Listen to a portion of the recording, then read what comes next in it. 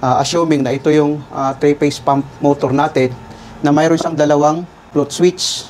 Bali ito yung sa underground tank. Kumbaga mayroon kayong deep well o di kaya mayroon kayong tangke sa ilalim para pagkuhanan nyo ng tubig tapos ibabato nyo sa pangalawang tangke sa taas sa overhead tank. Bali mayroon tayong dalawang float switch na nilagay. Ito yung sa baba para kung sakaling walang tubig sa baba, hindi gagana ang pump motor natin. Kung sakali wala namang tubig doon sa taas, magkakarga naman ang ating pump motor. Bali dalawa siya guys, dalawa ang float switch na ating ginamit. Bali ang connection natin sa underground tank dapat ganito, naka-normally close. At ito namang overhead tank guys, pag ganito ang forma, ibig sabihin puno din ang ating tangke, no? Naka-open din itong contact na ganito. Ito siya naka-close, ito naman naka-open. So dapat pag wala namang tubig yung tangke natin, gaganon ito, gagana ngayon ang pump motor natin. I-try natin ngayon na ating i-on. Try natin. Bali ito sa underground tank, mayroon tayong tubig, assuming na mayroon tayong tubig. So ngayon bababa ito. Dahil ito naman sa overhead tank. Ngayon pag walang tubig sa overhead tank, bababa ito, gaganon ito guys. Gagana ngayon ang ating pump motor.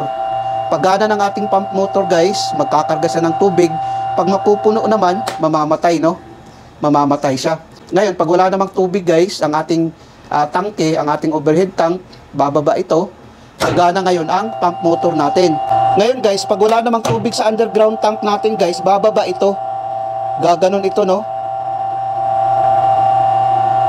Bababa ito, mamamatay din ang ating motor.